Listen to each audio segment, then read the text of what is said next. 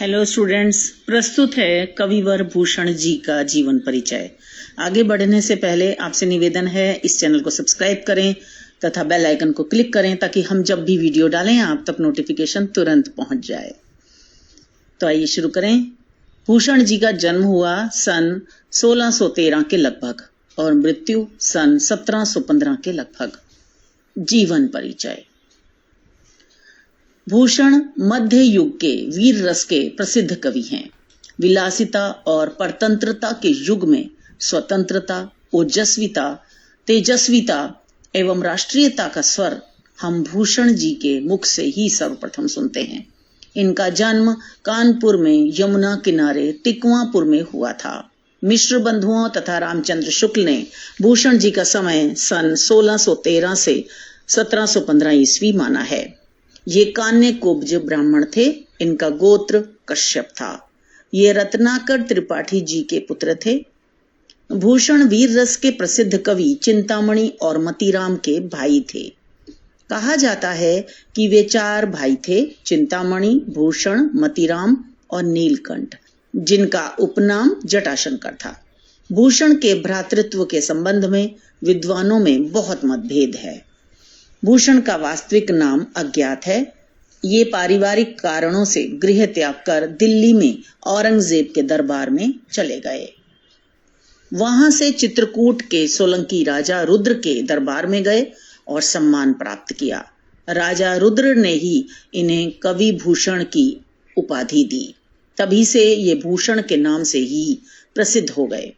इसके बाद शिवाजी और महाराजा छत्रसाल के दरबार में रहे। भूषण शिवाजी के साथ दरबार में ही नहीं, युद्ध क्षेत्र में भी रहते थे। भूषण हिंदू जाति के प्रति एक संवेदनशील, स्पष्टवादी, निर्भीक एवं स्वामी भक्त कवि थे। औरंगजेब के धार्मिक अत्याचार एवं हिंदू जनता की दुर्गति देखकर उनका मन विद्रोह कर उठा था। इसी कारण वे एक श्रेष्ठ एवं आदर्श लोकनायक की खोज में आगरा से रायगढ़ गए और शिवाजी के आश्रय में रहकर उनके गौरव युक्त चरित्र को अमरता प्रदान की। इनके प्रमुख आश्रयदाता महाराज शिवाजी तथा छत्रसाल बुंदेला थे। इन दोनों ने भूषण को पर्याप्त सम्मान दिया।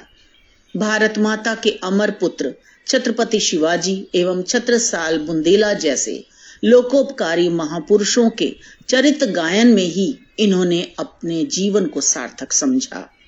इन्हीं महापुरुषों की दानशीलता, युद्धवीरता, दयालुता एवं धर्मपरायणता का महाकवि भूषण के द्वारा उदात्त चित्रण किया गया है। सन 1715 ईस्वी के लगभग इनकी मृत्यु हो गई। रचनाएं। भूषण की कीर्ति के आधार स्तंभ इनके 3 काव्य ग्रंथ हैं। पहला शिवराज भूषण। इसमें अलंकार का निरूपण भले ही त्रुटिपूर्ण रहा हो, किंतु काव्य की दृष्टि से यह एक सफल रचना है। इस पुस्तक में छत्रपति शिवाजी के शौर्य, आतंक, युद्ध, दान, चतुराई आदि व्यक्तित्व गुणों का सजीव वर्णन किया गया है। यह एक वीर रस प्रधान ग्रंथ है जिसमें विषय के अनुसार सर्वत्र वाक्पटु वाणी है। दूसरा है शिवा बावनी। यह कोई स्वतंत्र ग्रंथ नहीं है। मिश्र बंधुओं ने स्पष्ट रूप से कहा है कि यह कोई स्वतंत्र ग्रंथ नहीं, भूषण के 52 छंदों का संग्रह मात्र है। इसका नामकरण एवं संकलन बंबई के श्री गोवर्धन दास लक्ष्मीदास ठक्कर ने किया है। इन 52 छंदों में भूषण ने शिवाजी के शौर्य, साहस, वैभव, युद्ध, दान, दया आदि का वर्णन किया है। इसके कतिपय छंदों में औरंगजेब को एक अत्याचारी शासक बताते हुए शिवाजी को उसकी तुलना में श्रेष्ठ बताया गया है। और तीसरा ग्रंथ है छत्रसाल दशक। यह बूंदी नरेश छत्रसाल की प्रशंसा में रचित 10 छंदों का संग्रह है।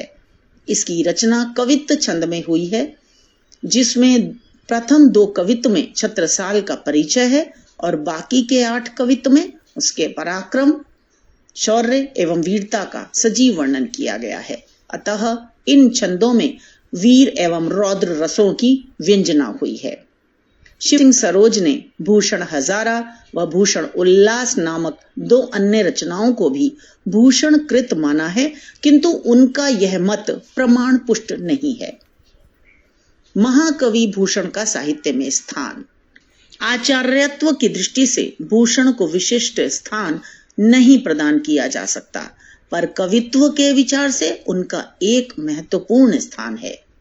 वे तत्कालीन स्वातंत्र्य संग्राम के प्रतिनिधि कवि हैं। भूषण वीर रसात्मक काव्य में अद्वितीय स्थान के अधिकारी हैं। उनकी कविता अन्य कवियों से बढ़ चढ़कर है, जिसमें वीर रस का परिपाक बड़े सुंदर ढंग से हुआ है, जिससे वीर भाव की विविध श्रेणियां बल, ओज और आतंक के साथ खड़ी दिखाई देती हैं, जिसमें भाषा वीर भावों के पीछे पीछे चलती हुई दर्शकों को आकृष्ट करती है। रीतिकालीन कवियों में वे पहले कवि थे जिन्होंने हास विलास की अपेक्षा राष्ट्रीय भावना को प्रमुखता प्रदान की। उन्होंने अपने काव्य द्वारा तत्कालीन असहाय हिंदू समाज की वीरता का पाठ पढ़ाया और उसके समक्ष रक्षा के लिए एक आदर्श प्रस्तुत किया। वे निस्संदेह राष्ट्र की अमर धरोहर हैं। भाषा शैली। भूषण की कविता ब्रज भाषा में है, परंतु इसमें ब्रज भाषा के माधुर्य की नहीं, ओज की प्रधानता है। प्रसाद गुण का भी अभाव नहीं है। इनकी शैली ओजपूर्ण मुक्तक शैली थी। भूषण की छंद योजना रस के अनुकूल है। दोहा, कवित्त, सवैया, छप्पय आदि उनके प्रमुख छंद हैं। इनकी भाषा में स्थानीय पुट भी अनायास आ गया है। इन्होंने अरबी, फारसी, तुर्की के शब्दों का भी निसंकोच प्रयोग किया है। भूषण अलंकारों के भी मर्मज्ञ थे। शिवराज भूषण एक अलंकार ग्रंथ है। एक छंद में कई कई अलंकारों का प्रयोग किया गया है। वीर के साथ रौद्र, भयानक, विभत्स आदि रसों को भी स्थान मिला है। भूषण ने श्रृंगार रस की भी कुछ कविताएं लिखी हैं। स्थान स्थान पर लोकोक्तियों और मुहावरों के प्रयोग से भाषा सजीव एवं सशक्त हो गई है। व्याकरण की अव्यवस्था, शब्दों के तोड़ मरोड़, वाक्य विन्यास की गड़बड़ी आदि के होते हुए भी भूषण की भाषा बड़ी सशक्त और प्रवाहमयी है। हाँ, प्राकृत और अपभ्रंश के शब्द प्रयुक्त होने से वह कुछ क्लिष्ट अवश्य हो गई है। काव्यगत विशेषताएं। वीर रस की प्रधानता। भूषण के काव्य में वीर रस का पूर्ण परिपाक हुआ है। वीर रस के सहकारी रौद्र और भयानक हैं। अपने प्रिय रस के निरूपण में भूषण ने त्रास या भय के अनेक रूपों की व्यंजना, अनेक प्रकार की रसात्मक स्थितियों की कल्पना के साथ की है। महाराज शिवाजी की वीरता का अतिशयोक्तिपूर्ण वर्णन उनकी रचना शिवा बावनी में मुख्य रूप से उपलब्ध होता है। देश प्रेम व राष्ट्रीय भावना की प्रधानता। भूषण का लक्ष्य देश प्रेम की भावनाओं को जगाना था, कविता करके धन प्राप्त करना नहीं। भूषण के हृदय में देश प्रेम की भावना कूट कूट कर भरी हुई थी। भूषण ने शिवाजी को एक ऐसे महापुरुष के रूप में प्रस्तुत किया है जिसने देश की रक्षा के लिए अपना सब कुछ दांव पर लगा दिया। शिवाजी ने मुगलों से टक्कर ली और अत्याचारों का विरोध करते हुए हिंदुओं के धर्म तथा हिंदुत्व की रक्षा की। जन नायकों के प्रति सच्ची श्रद्धा। भूषण ने छत्रसाल और शिवाजी की प्रशंसा इसलिए की क्योंकि वे सच्चे जननायक थे। उत्कृष्ट दृश्य चित्रण।